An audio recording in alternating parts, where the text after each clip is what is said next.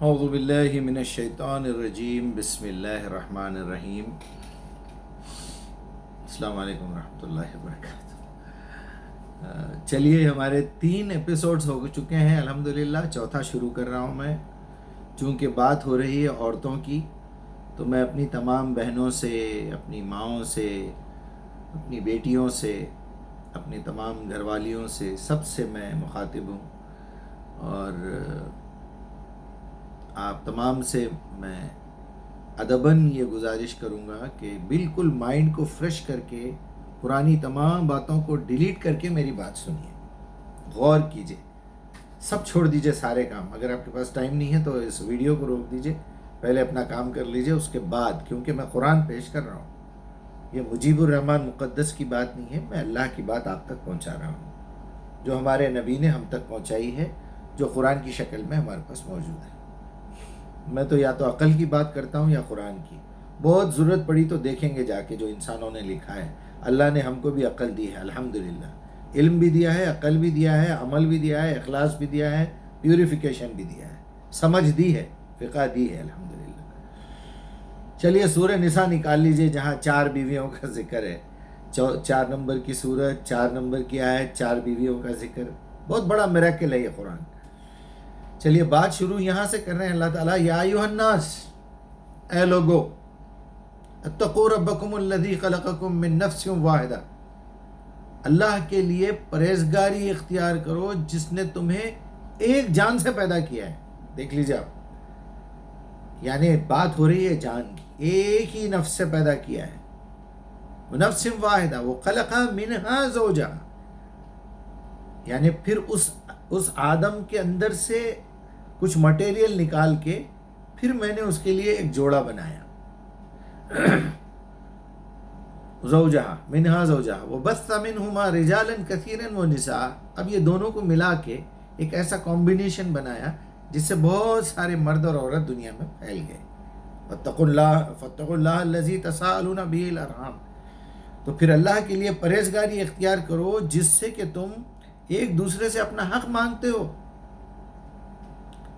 اور پھر کہا کہ واتقوا اللہ الذی تساءلون بہ الارحام ان اللہ کان علیکم رقیبا، یاد رکھنا کہ اللہ تم کو دیکھ رہا ہے۔ رقیبہ، سی سی ٹی وی کیمرے کو کیمرہ مراقبہ کہتے ہیں عربی میں، وہ مانیٹر کر رہا ہے تم کو، 24 آورس مانیٹر کر رہا ہے، وداؤٹ اینی ریسٹ، لا تاخذہ سنۃ ولا نوم، نہ اس کو اونگ آتی ہے نہ نیند آتی ہے، علیم بذات الصدور، تمہارے سینوں کے اندر کے چھپے ہوئے رازوں سے واقف ہے۔ چلیے یہاں آپ کو میں جو بات سمجھانا چاہتا ہوں حور کے معاملے میں، ہمارا چوتھا ویڈیو بننے جا رہا ہے، وہ یہ ہے کہ ہماری بہنیں یہ بالکل مطمئن ہو جائیں کہ آپ کو بڑی بڑی آنکھوں والی خوبصورت حور بنانے والے اللہ تعالیٰ۔ حور کوئی الگ مخلوق نہیں ہے، وہ آپ کی سوتن نہیں ہے، آپ پریشان ہونے کی ضرورت نہیں ہے، آپ کو بنا دیا جائے گا حور۔ اب یہاں پر 2 کنڈیشنز ہیں۔ پہلی کنڈیشن یہ ہے کہ آپ حور بننے کے اور جنت میں جانے کے قابل بن جائیے۔ پہلے آپ یہاں بیوٹی پارلر میں جا رہے ہیں، سلون میں، وہاں آپ کو حور نہیں بنایا جاتا ہے، خواہش ان کی کہ میک اپ سے مثال حور ہو جانا، مگر ممکن کہاں کہ کشمش کا پھر انگور ہو جانا، یہ میرے چچا کا شعر ہے۔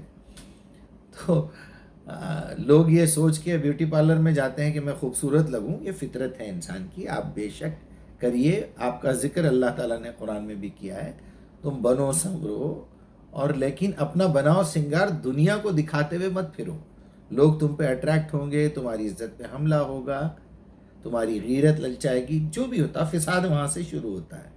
چلیے، تو ہماری بہنوں سے، ان تمام عورتوں سے پہلے میں یہ بات کلیئر کر دوں کہ آپ اپنے دماغ کو بالکل مطمئن کر کے، پہلی کنڈیشن یہ ہے کہ آپ کو جنت میں جانا ہے۔ جنت میں جانے کا کیا کیا پروسیجر ہے پوری قرآن میں لکھا ہوا ہے، آپ کو جنت میں جانا ہے۔ کیوں؟ کیونکہ آپ کو حور بنایا جا رہا ہے وہاں پر، یہ بات سمجھ لیجئے اچھی طریقے سے، اور ایسی حور کہ ہر رات کے بعد ہر نئی صبح میں پھر سے کنواری بن جائیں گے آپ، اور آپ کو ایک بہترین مومن جنتی آدمی سے یا تو آپ کا نکاح کرا دیا جائے گا، آپ کی شادی ہوگی، یا پھر وہی شخص جو دنیا میں بھی بڑا زبردست شوہر رہا ہے آپ کا، ایک مومن بندے کے ساتھ آپ کی شادی ہوئی ہے، ایک مومن مجاہد کے ساتھ آپ کی شادی ہوئی ہے، اور وہ بندہ وہاں جنت میں ہے، تو آپ تو لازماً اللہ تعالیٰ سے خواہش کریں گے کہ یا اللہ بس مجھے وہ شوہر چاہیے۔ فلموں میں آپ نے دیکھا ہوگا، مجھے تو 7 جنم صرف تم ہی چاہیے، کہتے ہیں نا لوگ۔ تو یہ ہمارا جو ہے تیسرا جنم ہوگا وہاں پر۔ پہلا جنم عالم ارواح میں ہو چکا ہے، دوسرا اس دنیا میں، تیسرا جنم ہمارا وہاں قیامت میں ہوگا، جنت میں یا دوزخ میں کہیں نہ کہیں رہنا پڑے گا۔ تو وہاں اچھے آدمی کے ساتھ اچھی بیوی رہے گی۔ اگر اتفاق سے ایک اچھے آدمی کے ساتھ اچھی بیوی نہیں ہے، وہ خراب ہونے کی وجہ سے جہنم میں ہے، اور وہاں ایک ایسا آدمی ہے جہنم میں جو گناہ گار تھا، اس کی بیوی اچھی تھی، جیسے لوط علیہ السلام کی بیوی کافر، اور فرعون کی جو ہے بیوی مسلمان۔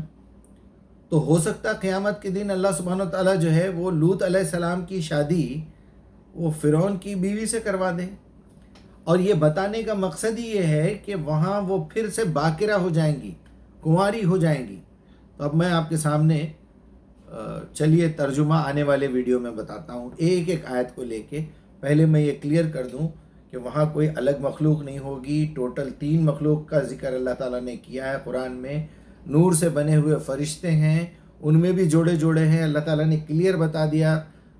آپ کے سورہ یاسین 36 نمبر پہ ہے، اور اس کی 36 نمبر کی آیت ہے، یہ بھی جوڑا ہے، اور اس میں بتا دیا اللہ تعالیٰ نے کہ سبحان الذی خلق الازواج کلھا مما تنبت الارض وانفسہم ومما لا یعلمون۔ تو ملائکہ کے جوڑے آپس میں ہیں، شیاطین کے جوڑے بھی آپس میں موجود ہے، یہ جو مٹی سے بنے ہوئے ہیں ان میں کی ہر چیز میں جوڑے موجود ہیں، بغیر جوڑے کے اگر کوئی ہے تو وہ صرف اللہ سبحانہ وتعالیٰ ہے۔ میں اللہ تعالیٰ سے یہ التجا کرتا ہوں کہ ہماری اس خدمت کو قبول فرمائے، اور لوگوں کا ذہن کھلے، اور یہ مسئلہ ہمیشہ کے لیے ختم ہو جائے۔ اس مسئلے پہ دوبارہ بات کرنا ہے تو صرف لوگوں کو اس کی دعوت دینا ہے، یہ سمجھانا ہے آپ کو کہ بھائی یہ جو حور کا معاملہ ہے، مجیب صاحب نے اس کا پورا فیصلہ کر دیا ہے، یہ عدالت میں کیسز چل رہے ہیں، پہلی پیشی ہو گئی، دوسری تیسری ہو گئی، یہ چوتھی بھی کمپلیٹ ہو گئی۔ السلام علیکم۔